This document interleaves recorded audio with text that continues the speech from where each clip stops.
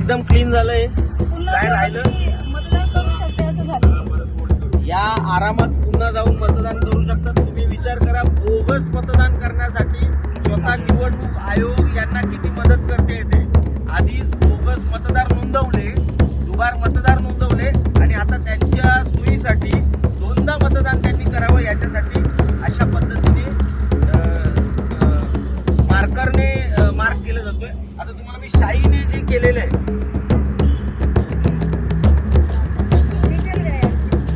हे बघा.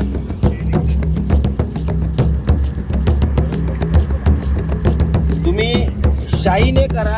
ही शाई होती, शाई ही सुद्धा एवढी घाणेरडी आहे, ही निघून जाते.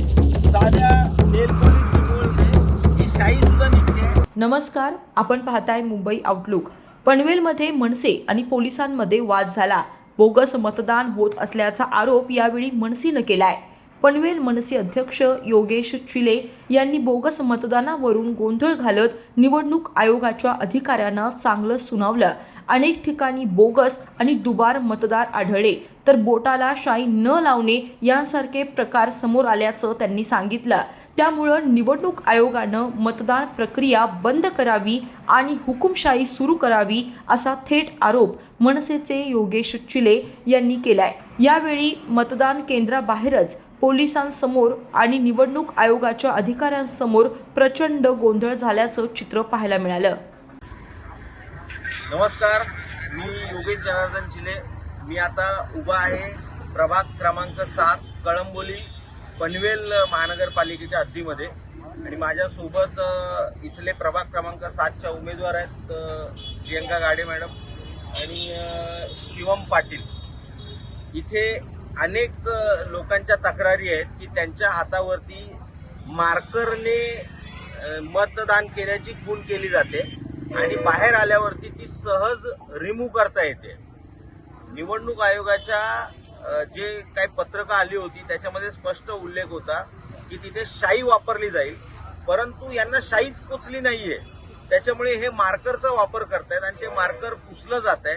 तुम्हाला इथल्या इथे आम्ही त्याचं प्रात्यक्षिक दाखवतो. हे नेल पॉलिश रिमूव्हल आहे.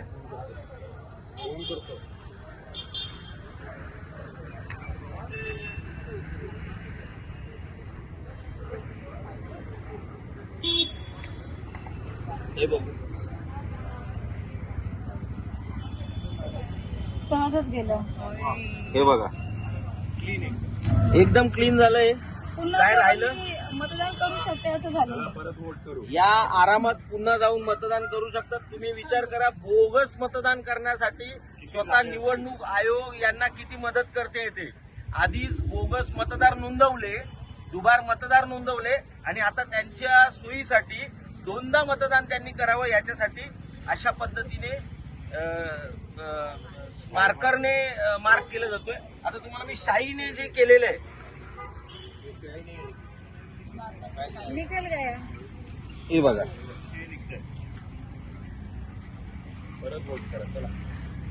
तुम्ही शाईने करा.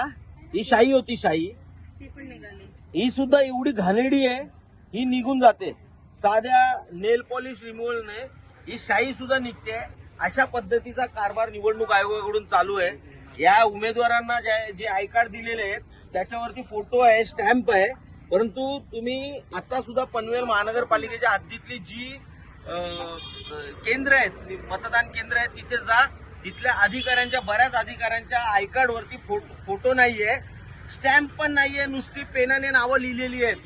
हा असला कारभार निवडणूक आयोग करतोय. तिथे कोण बसला, आम्ही कसं ओळखायचं? भारतीय जनता पक्षाचे कार्यकर्ते बसवलेत का तिथे? आमचा तो आरोप आहे की तुम्ही भारतीय जनता पक्षाचे कार्यकर्ते तिथे बसवलेत, कारण त्यांना त्यांच्या आय कार्डवर ना फोटो आहे ना स्टॅम्प आहे, फक्त पेनाने लिहिलेलं आहे. अशा पद्धतीने मार्कर वापरले जात आहेत. इतका भोंगळ कारभार आजपर्यंतच्या निवडणुकीमध्ये आम्ही पाहिला नव्हता. यांनी जे सांगितलं होतं ना निवडणूक आयोगाने की दुबार मतदार जेवढे आहेत तिथे आम्ही 2 स्टार केलेले आहेत आणि त्यांच्याकडून आम्ही लिहून घेणार आहोत, ऍफिडेव्हिट घेणार आहोत. माझा चॅलेंज आहे, यांनी ऍफिडेव्हिट दाखवायचं कोणाचे घेतलेत आणि किती ऍफिडेव्हिट जमा झालेत. तुमच्याकडे जवळपास पनवेल महानगरपालिका हद्दीमध्ये 52 ते 55 हजार दुबार मतदार होते.